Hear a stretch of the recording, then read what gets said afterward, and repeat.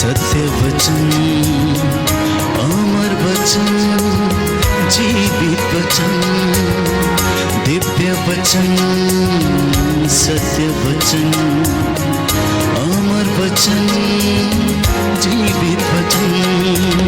साई दा बामा बनी दा बामा बगरे रे सा रे सा रे सा रे सा। दिव्य वचन, सत्य वचन, अमर वचन, जीवित वचन, दिव्य वचन, दिव्य वचन।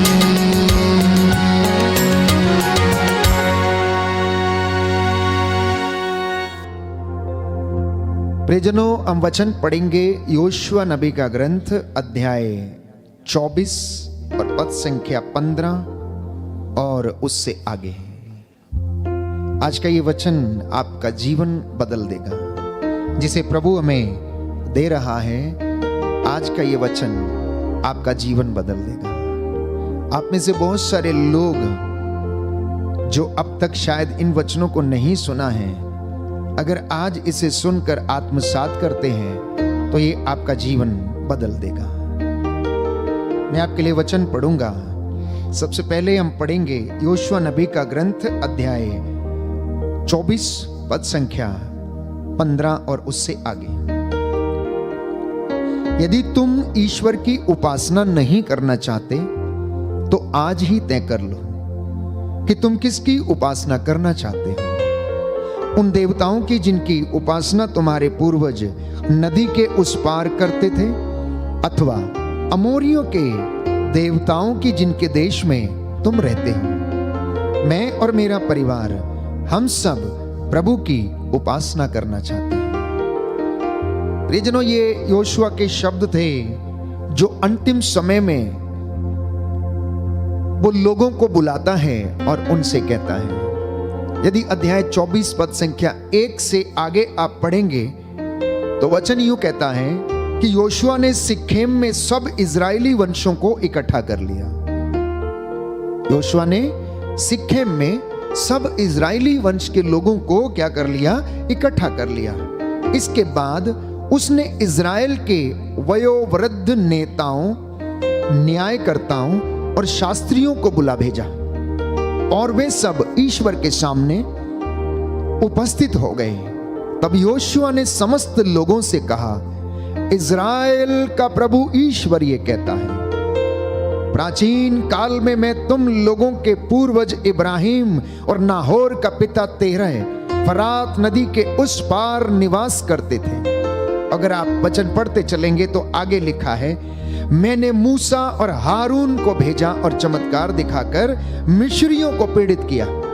इसके बाद मैं तुम लोगों को निकाल कर ले आया। वचन 7 में लिखा है, जब तुम्हारे पूर्वजों ने प्रभु की दुहाई दी तो उसने तुम्हारे और मिस्रियों के बीच एक घना कोहरा फैला दिया और मिस्रियों पर समुद्र बहा दिया, जिससे वे डूब गए और मर गए। तुमने अपनी ही आंखों से देखा कि मैंने मिस्र में तुम्हारे लिए क्या क्या किया। इसके बाद तुम लोग बहुत समय तक मरुभूमि में निवास करते रहे। पद संख्या 8 में लिखा है, तब मैं तुमको यरदन के उस पार रहने वाले अमोरियों के देश में ले गया। उन्होंने तुम पर आक्रमण किया और मैंने उन्हें तुम लोगों के हवाले कर दिया। तुमने उनका देश अपने अधिकार में ले लिया। तब मोआब का राजा सिप्पोर का पुत्र बालाक इजराइल के विरुद्ध युद्ध की तैयारी करने लगा। उसने तुम्हें अभिशाप देने के लिए बोर के पुत्र बिलाम को बुला भेजा, किंतु मैंने बिलाम की बात नहीं मानी और उसे तुम लोगं को आशीर्वाद देना पड़ा। इसके बाद तुम लोग यरदन पार कर यरीको आए। यरीको के नागरिकों, अमोरियों, परिज्जियों, हित्तियों, हिब्बूसियों और यबूसियों ने तुम्हारा सामना किया, किंतु मैंने उन्हें तुम लोगों के हवाले कर दिया। मैंने तुम लोगों के आगे आतंक फैला दिया और इस कारण तुम्हारी तलवार और तुम्हारे धनुष के कारण नहीं, अमोरियों के दोनों राजा तुम्हारे सामने से भाग गए। तो नबी योशुआ क्या करता है? बड़े बूढ़ों को, बुजुर्गों को, इजराइल के वंशों को बुला भेजता है। सिक्खेम में, जो कि एक महत्वपूर्ण स्थान था, उस जगह पर उन लोगों को इकट्ठा करता है और उनको बताने लगता है कि इब्राहिम, इसहाक और याकूब के परमेश्वर ने तुम लोगों के लिए क्या क्या काम किए हैं, किस तरह से तुमको फिरौन की गुलामी से छुड़ाकर वो लेकर आया है, और तुम अपने जीवन में प्रभु से दूर चले जाना चाहते हो, तुम देवी देवताओं की पूजा करना चाहते हो, तुम अमोरियों के देवताओं की पूजा करना चाहते हो जिनके बीच में तुम रहते हो। और वो इस तरह से उन्हें बताता है प्यारे भाइयों, और उन्हें चुनौती देता है, उन्हें ललकारता है और कहता है तुम लोग आज ही ये निर्णय करो, कल और परसों की बात नहीं है, आज ही तुम्हें ये निर्णय करना होगा कि तुम किसकी सेवा करना चाहते हो, तुम किसकी आराधना करना चाहते हो, तुम किसकी पूजा करना चाहते हो। और प्यारे भाइयों और बहनों, इतना ही नहीं, बाइबल में बताती है सुंदर वचन, यही वचन मूसा नबी ने इजराइलियों के लिए दोहराए थे। यही वचन मूसा नबी ने इजराइलियों के लिए दोहराए थे। यदि आप बाइबल के किताब को पलट कर देखेंगे, विधि विवरण ग्रंथ खोलेंगे और उसमें अध्याय 30 में प्रभु का वचन यूं कहता है कि प्रभु, अध्याय 30 पद संख्या 1 और उससे आगे, कि मैंने आशीर्वाद और अभिशाप दोनों तुम्हारे सामने रखा है। जब ये सब बातें तुम पर बीतेंगी, तो यदि तुम और तुम्हारी संतान उन सब देशों में जहां तुम्हारे प्रभु ईश्वर ने तुम्हें निर्वासित किया होगा, इन पर हृदय से विचार करेगी, यदि तुम अपने प्रभु ईश्वर के पास लौट जाओगे, यदि तुम और तुम्हारी संतान सारे हृदय और सारी आत्मा से उन आज्ञाओं का पालन करेंगी जो मैं आज तुम्हें दे रहा हूं, तब तुम्हारा प्रभु ईश्वर तुम्हारे निर्वासितों को वापस ले जाएगा और तुम पर दया करेगा।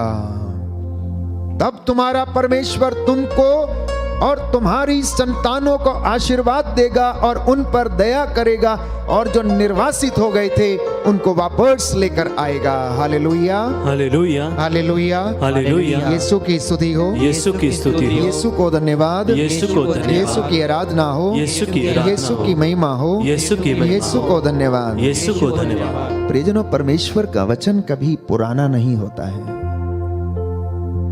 The word of the Lord never becomes old.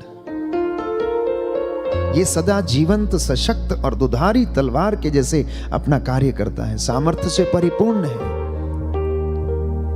मूसा के द्वारा जो वचन बोले गए, योशुआ ने उन्हीं वचनों को दोहराया, और यही वचन आज मुझे और आपको चुनौती देते हैं कि आप चुन लो कि इस 21वीं सदी में रहते समय तुम किसकी पूजा करना चाहते हो, तुम किसकी सेवा करना चाहते हो, तुम किसे प्रथम स्थान देना चाहते हो, मटीरियलिज्म को या फिर परमेश्वर को, यीशु मसीह को या फिर भौतिकवाद को, धन को या ईश्वर को। ये आज आपको डिसाइड करना होगा। ये वचन आज मेरे और आपके लिए है, आपके परिवारों के लिए है, आपकी संतानों के लिए है, आपकी आने वाली पीढ़ियों के लिए है, प्यारे भाई और बहनों। इसलिए मैंने कहा, अगर कोई इन वचनों को सुनकर आत्मसात करेगा, नौजवान बच्चे, आने वाली पीढ़ियां, तो ईश्वर का आशीर्वाद ग्रहण करेंगी। ये वचन चुनौतीपूर्ण है। इसलिए आज जब मैं वचन की तैयारी कर रहा था तो मैंने प्रभु से कहा, प्रभु आज तेरे बच्चों के लिए क्या संदेश है? तो प्रभु ने कहा, मेरे बच्चों से कहना कि मैं तुम्हारे सामने जीवन और मृत्यु, भलाई और बुराई दोनों रखता हूं। तुम जिसे चुनना चाहते हो वो चुन लो। मैं तुम्हारे सामने अभिशाप और आशीर्वाद दोनों रखता हूं। तो इसलिए प्रियजनों, प्रभु ने यह वचन दिया, योशुआ नबी का ग्रंथ अध्याय 24 पद संख्या 15 की, मैंने निर्णय कर लिया है कि मैं ईश्वर की सेवा करूंगा, मैं और मेरा परिवार ईश्वर की सेवा करेंगे। मैं इस चुनौती को स्वीकार करता हूं मैं इस वचन को अपने परिवार के साथ पालन करूंगा। तुम लोग जो करना चाहते हो, तुम लोग आजाद हो। लिखा है, प्रभु का वचन कहता है, बुक ऑफ ड्यूटरॉनमी चैप्टर 30 वर्स 18, विधि विवरण ग्रंथ अध्याय 30 पद संख्या 18। तो मैं आज तुम लोगों से कहे देता हूं कि तुम अवश्य ही नष्ट हो जाओगे और यरदन नदी पार कर जिस देश पर अधिकार करने जा रहे हो वहां तुम बहुत समय तक रहने नहीं पाओगे। मैं आज तुम लोगों के विरुद्ध स्वर्ग और पृथ्वी को साक्षी बनाता हूं। मैं तुम्हारे सामने जीवन और मृत्यु, भलाई और बुराई रख रहा हूं। तुम लोग जीवन को चुन लो जिससे कि तुम और तुम्हारे वंशज जीवित रहें। इसलिए प्रियजनों, आज 21वीं सदी की इस पीढ़ी को, आज हर एक मसीह को, परमेश्वर के अनुयायी को, माता पिता को चुनना होगा। जीवन का मार्ग या मृत्यु का मार्ग, नरक जाने वाला मार्ग या फिर स्वर्ग जाने वाला मार्ग, आशीर्वाद या अभिशाप, जीवन या मृत्यु, आप इसे चुन सकते हैं। प्रभु कहता है, मैं जबरदस्ती नहीं करता हूं। चौड़ा है वो मार्ग जो प्यारे भाइयों और बहनों कहां ले जाता है? हमें नरक की ओर लेके जाता है, हमारा जीवन बर्बाद करने की ओर जाता है। संकरा है वो मार्ग जो स्वर्ग की ओर जाता है। संकरा मार्ग अर्थात जिसमें दुख है, कष्ट है, यातना है, पीड़ा है, सताव है, अत्याचार है, क्रूस है, आत्मत्याग है। ये वो रास्ता है जो हमें परमेश्वर के राज्य की ओर लेकर जाता है। इसलिए बाइबल हमें बताती है कि प्रभु ये कहता है कि यदि तुम इन बातों को मानोगे, यदि तुम सही चुनाव करोगे, तो वो क्या करेगा? तुम और तुम्हारे वंशज जीवित रहेंगे।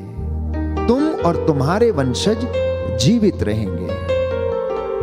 इसलिए प्रियजनों, आज के ये सुंदर वचन जिसे प्रभु ने हमें दिया है, इन वचनों पर हम आत्मसात करें। और मसीह जीवन, जैसा कि मैं अनेक बार आपसे कह चुका हूं कि एक चुनौती है। Christian life is a challenge. ये कोई छोटी मोटी चीज नहीं है जिससे कि आप कॉम्प्रोमाइज कर सकते हैं। मसीहत में प्यारे भाइयों और बहनों, कॉम्प्रोमाइज की कोई बात नहीं है, उसमें कोई कॉम्प्रोमाइज नहीं है। क्रूस उठाकर चलना है तो चलना है, तभी हमें स्वर्ग मिलेगा। आत्मत्याग करेंगे तो तभी हमें ईश्वर का अनुग्रह प्राप्त होगा और हम उसका अनुसरण कर पाएंगे। ऐसा नहीं करेंगे तो हमारे जीवन में अनुग्रह नहीं आएगा। इसलिए मैंने कहा, ईश्वर का संदेश जैसा आदि में था वैसा अब है और हमेशा तक रहेगा। और वो संदेश आदम और हवा को दिया गया था जब वो अदन वाटिका में परमेश्वर के साथ रहते थे। उन्हें स्वतंत्रता थी, हर एक काम करने की स्वतंत्रता थी। प्रभु ने उन्हें अपने साथ रखा था और उन्हें बराबर ये बात को बताया था कि अगर तुम ऐसा करोगे तो जीवित रहोगे, अगर ऐसा नहीं करोगे तो मर जाओगे। ये पेड़ का फल खाओगे तो तुम मर जाओगे। लेकिन उनका चुनाव गलत था। उनका चुनाव गलत था। जब उन्होंने इस चुनौती को सामना किया तो उन्होंने गलत निर्णय लिया, जिसकी वजह से मैं और आप और सारी दुनिया आज तक उन बातों को भोगती है और उस पाप के वश में रहती है जो निरंतर उसे प्रलोभन देता है, जो दहाड़ते हुए शेर के समान घूमता फिरता है, हमें प्रलोभन देता है। इसलिए प्यारे भाइयों और बहनों, जब योशुआ नबी लोगों से ये कहता है, इजराइलियों से, कि तुम आज ये निर्णय करो कि तुम किसकी सेवा करना चाहते हो, अमोरियों के देवताओं की, पराये देवताओं की, या फिर अपने सच्चे परमेश्वर की सेवा करना चाहते हो। आज मेरे और आपके जीवन में भी अनेक प्रकार के देवता हो सकते हैं। हो सकता है हमारा टीवी ही हमारा देवता हो सकता है हमारा मोबाइल ही हमारा देवता हो सकता है लालच, लोभ, धन एकत्र करना, धन के पीछे भागना, डबलिंग द मनी, वासना, हो सकता है हर प्रकार की ऐसी अभिलाषाएं, भोग विलास का जीवन, ये मेरे और आपके लिए, किसी भी व्यक्ति के लिए ये प्रलोभन के कारण है, और जिसमें इंसान फंस जाता है और वो उसके बाहर नहीं आ पाते हैं। वो हो सकता है उनके लिए एक देवता के समान कार्य करता है, जो उसे क्षणिक खुशी देता है लेकिन अनंत जीवन नहीं देता है। सांसारिक देवता, सुनिए ध्यान से, सांसारिक देवता आपको क्षणिक सुख देंगे। जैसा मैंने कहा, काम वासना, भोग विलास, हर प्रकार का व्यभिचार, हर प्रकार के गलत रिश्ते क्षणिक सुख देते हैं, अनंत सुख नहीं देते हैं। तो इसलिए जिंदगी में बहुत सारे लोग गलत चुनाव करते हैं। बहुत सारे लोग ये कहते हैं कि I will follow my conscience, कि मैं अपने जमीर के अनुसार काम करूंगा, मैं अपने मन के अनुसार काम करूंगा। मन कभी भी धोखा दे सकता है। इसलिए जो लोग ये कहते हैं कि मैं अपने कॉन्शियंस के अनुसार चलूंगा, आंतरिक मन के अनुसार डिसाइड करूंगा, तो जिनका आंतरिक मन ही नहीं है, जिनका जमीर ही मरा हुआ है, वो क्या डिसाइड करेंगे अपने लिए? वो क्या डिसाइड करेंगे? कुछ भी नहीं प्यारे भाई और बहनों। इसलिए प्रभु ये चाहता है कि हम उसे पहला स्थान दें। हम यशायाह नबी के ग्रंथ अध्याय 42 में पढ़ते हैं कि प्रभु का वचन ये कहता है कि प्रभु ये कहता है कि मैं अपनी महिमा किसी दूसरे व्यक्ति को नहीं दे सकता हूं, ना किसी मनुष्य को, ना किसी मूर्त को। मैं अपनी महिमा किसी दूसरे व्यक्ति को नहीं दे सकता हूं। क्या आपने अपने जीवन में अपने आप से कभी पूछा है कि कौन आपके जीवन में प्रथम स्थान पर है?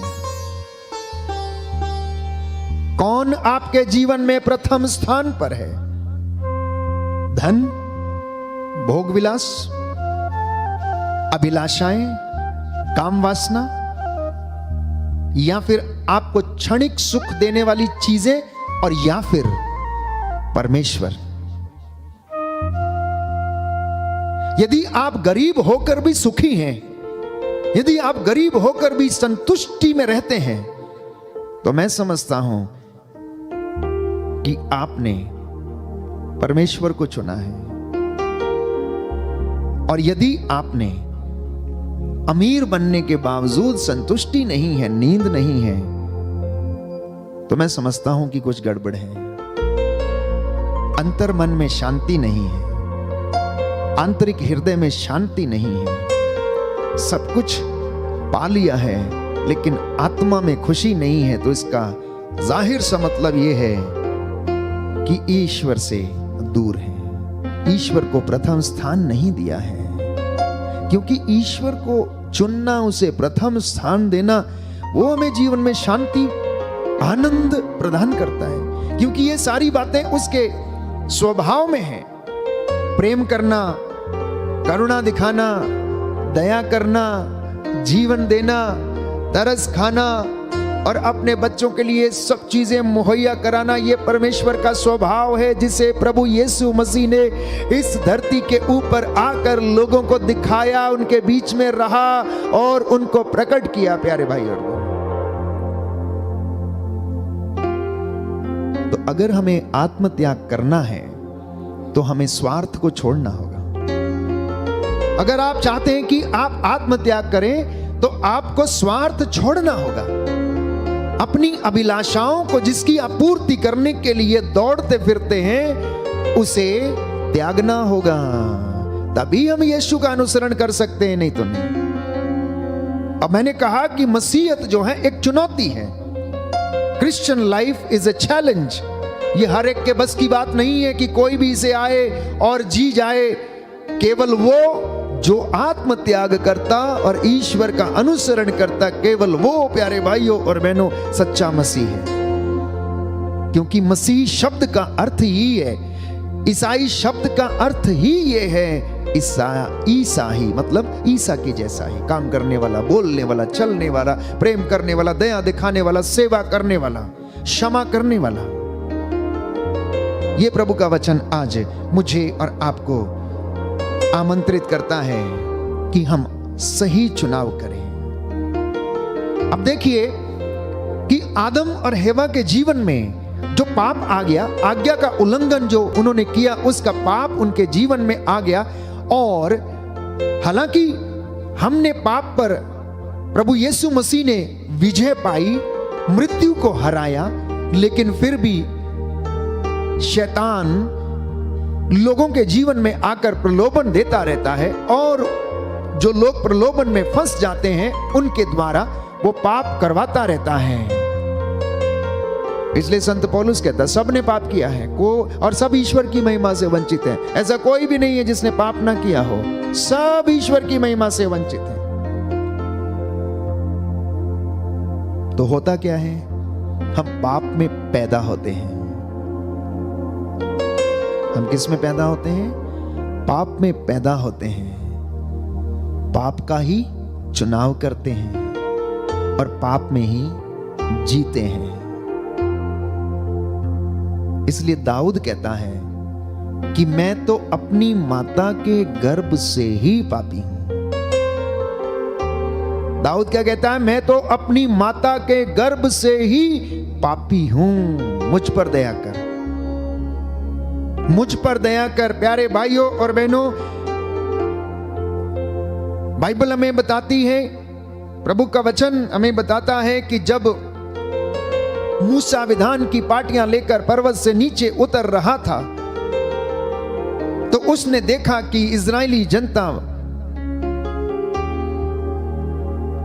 एक पुतला बनाकर, एक मूर्ति बनाकर उसकी आराधना कर रहे हैं। तो मूसा के क्रोध का ठिकाना नहीं रहा और वो क्रोध से भर गया और उसने हारून से कहा कि ये तुमने क्या कर दिया?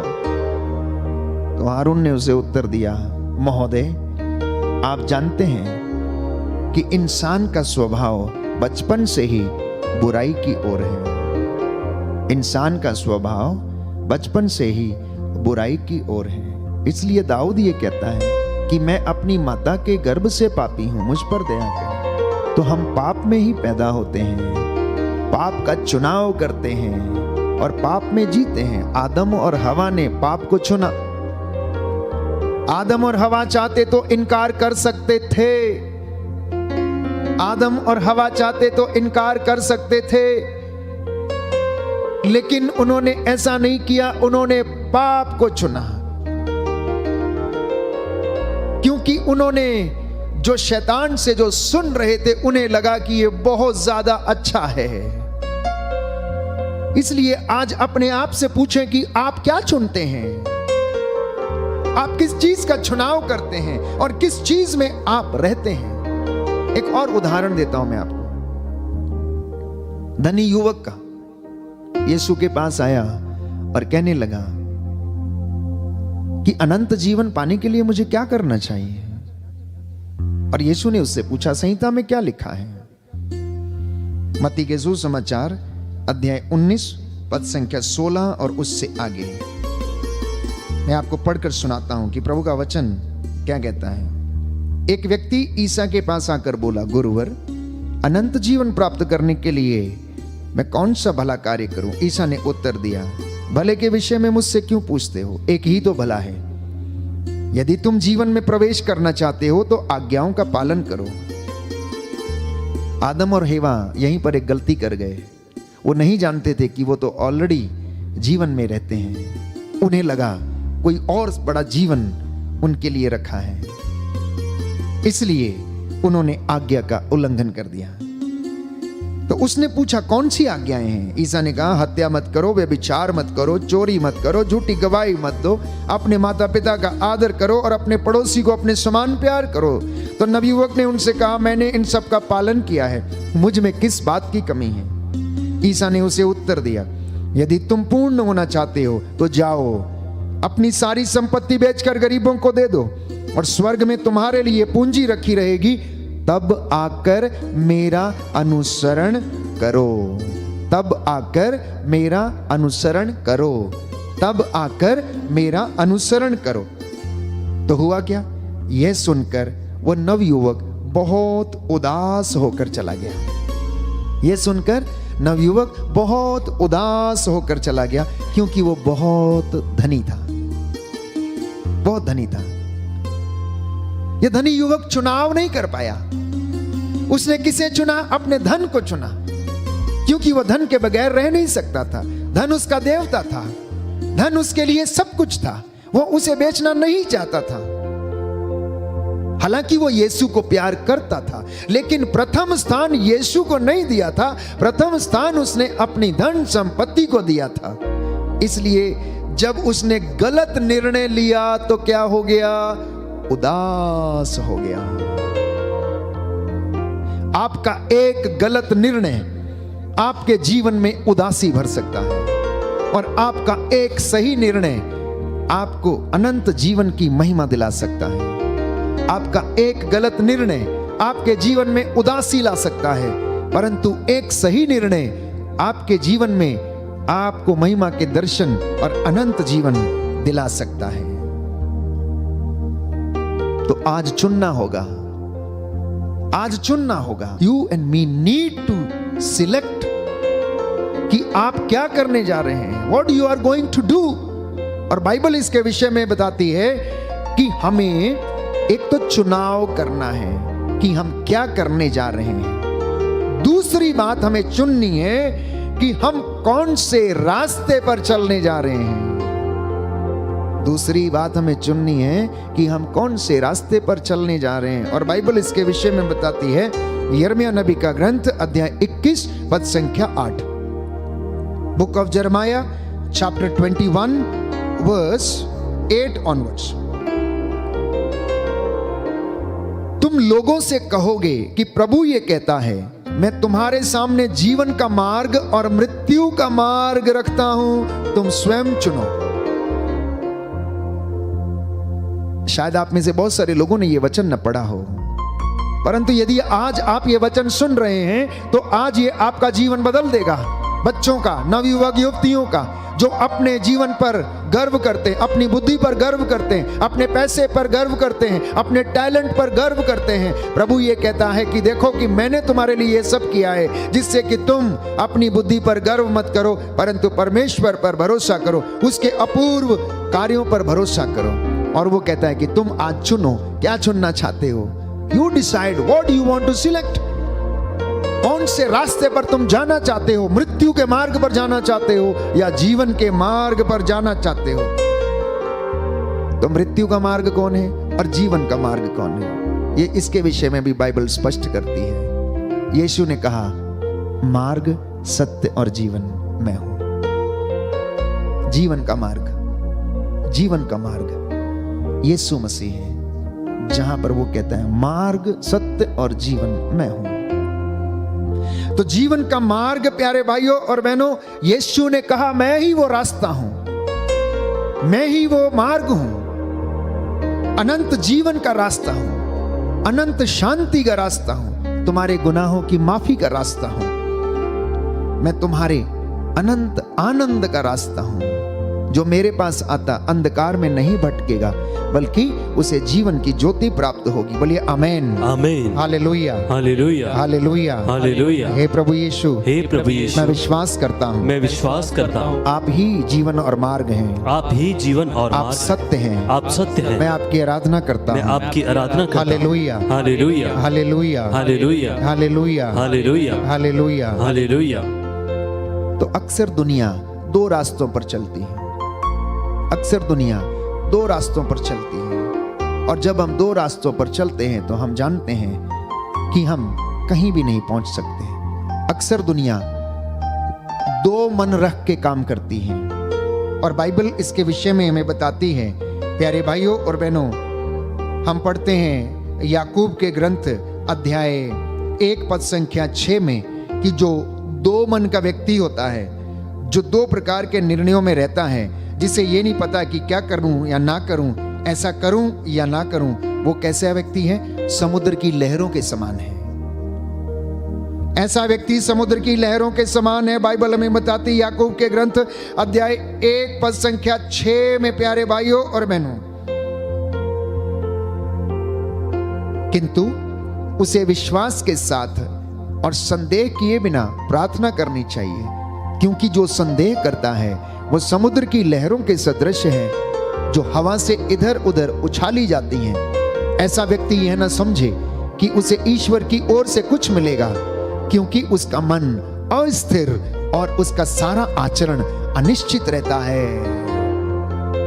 दो मनों वाला व्यक्ति परमेश्वर के रास्ते पर नहीं चल सकता है। दो मन वाला व्यक्ति जीवन में स्थिर कभी नहीं रह सकता है। दो मन वाला व्यक्ति, प्यारे भाइयों और बहनों, हमेशा महिमा से वंचित रह सकता है। अक्सर हम लोग क्या करते हैं, हम लोग बिना दुख सहन किए हुए, बिना क्रूस सहन किए हुए हम महिमा का मुकुट पाना चाहते हैं। हम महिमा का मुकुट पाना चाहते हैं। हम परमेश्वर की हुजूरी में जाना चाहते हैं। हम चाहते हैं कि हमें यूं ही स्वर्ग में स्थान मिल जाए। लेकिन याद रखिए प्यारे भाइयों और बहनों, महिमा का मुकुट पाने से पहले हमें क्रूस को ढोना अनिवार्य है। महिमा का मुकुट पाने के लिए मुझे और आपको आत्मत्याग करने की जरूरत है। इसीलिए आत्मत्याग करना है तो सही चुनाव करना कि किसके पीछे जाना है। और बाइबल इतना ही नहीं, बाइबल केवल दो रास्तों की बात नहीं करती है, या फिर दो चीजों की बात नहीं करती है कि हमें किसका चुनाव करना है। बाइबल दो स्वामियों के विषय में भी बात करती है। और प्रभु यीशु ने कहा कि इंसान दो स्वामियों की सेवा नहीं कर सकता। या तो वो एक से बैर करेगा या दूसरे से प्रेम करेगा, या एक से प्रेम करेगा और दूसरे से बैर करेगा। तुम धन और ईश्वर दोनों की सेवा नहीं कर सकते हो। इसलिए प्रियजनों, आज आपको यह डिसाइड करना होगा, आज आपको इस बात को चुनना होगा कि आप किसकी सेवा करना चाहते हैं। भौतिकवाद की, आधुनिक युग की, आधुनिक चीजों की सेवा करना चाहते हैं, उसमें बने रहना चाहते हैं, या फिर प्रथम स्थान आप परमेश्वर को देना चाहते हैं। यह आपका निर्णय होगा और प्रभु इस निर्णय के लिए आज आपका इंतजार कर रहा है। और वो निर्णय आज आपका जीवन बदल देगा। आप में से बहुत सारे लोगों का जीवन बदल देगा। प्रभु ने यह कभी नहीं कहा कि धन बुरा है या कुछ भी है या जो भी है, परंतु बाइबल हमें अवश्य कहती है कि धन बुराइयों की जड़ है जब हम इसे प्राथमिकता देते हैं। जब ये हमारे जीवन में एक देवता के रूप में कार्य करता है तो हमारे जीवन में बुराई उत्पन्न करता है। परंतु यदि हमारा भरोसा, यदि हमारा विश्वास परमेश्वर के ऊपर है तो परमेश्वर हमें वो सारी योजनाओं को पवित्र करता है और हमें सफलता प्रदान करता है।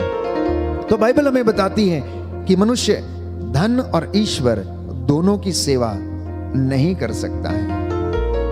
आज आप अपने आप से पूछें कि आप किसकी सेवा करते हैं, किसकी सेवा करते हैं। बच्चे, नवयुवक, युवतियां, आज के आधुनिक युग के लोग, और जो अपने आप को हर तकनीक में एडवांस समझते हैं, अपने आप से पूछें कि आप किसकी सेवा कर रहे हैं। इतना ही नहीं, बाइबल हमें एक और अच्छी बात बताती है। एक सुंदर वचन योहन के सुसमाचार अध्याय 8 पद संख्या 44 में हम पढ़ते हैं कि प्रभु कहता है, तुम्हें ना केवल दो मार्गों में से एक चुनना होगा, ना केवल तुम्हें दो स्वामियों में से एक चुनना होगा, परंतु तुम्हें दो पिताओं में से एक को चुनना होगा।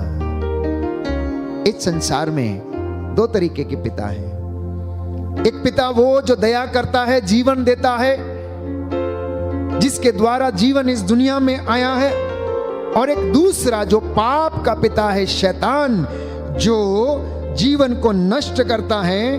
प्यारे भाइयों और बहनों, उसमें से भी आपको चुनना पड़ेगा, उसमें से भी आपको चुनना पड़ेगा, क्योंकि बाइबल इसके विषय में स्पष्ट करती है कि मेरा पिता जिससे मुझे जीवन मिलता है वो तुम्हें अनंत शांति प्रदान करता है। लिखा है अध्याय 8 पद संख्या 44 में हम पढ़ते हैं, प्यारे भाइयों और बहनों, योहन का सुसमाचार अध्याय 8 पद संख्या 44, कि तुम अपने पिता शैतान की संतान हो और अपने पिता की इच्छा पूरी करना चाहते हो, क्योंकि वह तो प्रारंभ से ही हत्यारा था। उसने कभी सत्य का साथ नहीं दिया, क्योंकि उसमें कोई सत्य नहीं था। जब वह झूठ बोलता है तो अपने ही स्वभाव के अनुसार बोलता है, क्योंकि वह झूठा है और झूठ का पिता है। मैं सत्य बोलता हूं, इसलिए तुम लोग मुझ में विश्वास नहीं करते। तुम में से कौन मुझ पर पाप का दोष लगा सकता है? यदि मैं सत्य बोलता हूं तो तुम मुझ में विश्वास क्यों नहीं करते? जो ईश्वर का है वो ईश्वर का संदेश सुनता है। तुम लोग इसलिए नहीं सुनते कि तुम ईश्वर की संतान नहीं हो। बहुत सारे लोगों ने शैतान को अपने पिता के रूप में चुना है। बहुत सारे लोगों ने शैतान की युक्तियों को चुना है। ये मैं नहीं, ये बाइबल स्पष्ट करती है। बाइबल इस विषय में प्रभु यीशु मसीह स्पष्ट करता है, क्योंकि तुम इसलिए मेरी बातें नहीं सुनते, इसलिए उन पर नहीं चलते, क्योंकि तुमने किसे चुना है? शैतान की संतान हो और अपने पिता की इच्छा पूरी करना चाहते हो, क्योंकि तुमने उसी को चुना है, क्योंकि वो झूठ बोलता है, इसलिए तुम वैसा ही करते हो। निर्णय आपके ऊपर है। आज आप किसे चुनना चाहते हैं?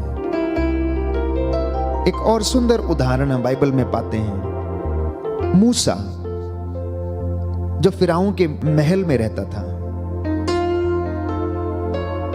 उसकी बेटी ने उसे अपना पुत्र बनाकर रखा था। अगर मूसा चाहता तो फिरौन की जगह ले सकता था। उस राज्य का, उस हुकूमत पर वो राज कर सकता था, क्योंकि वो तो दिन रात फिरौन के महल में रहता था। सब कुछ उसके पास था, सब कुछ उसके अधीन था। मूसा का निर्णय देखिए कि मूसा ने क्या चुना। मूसा ने सारी चीजों को त्याग कर प्रियजनों दुख सहना स्वीकार किया।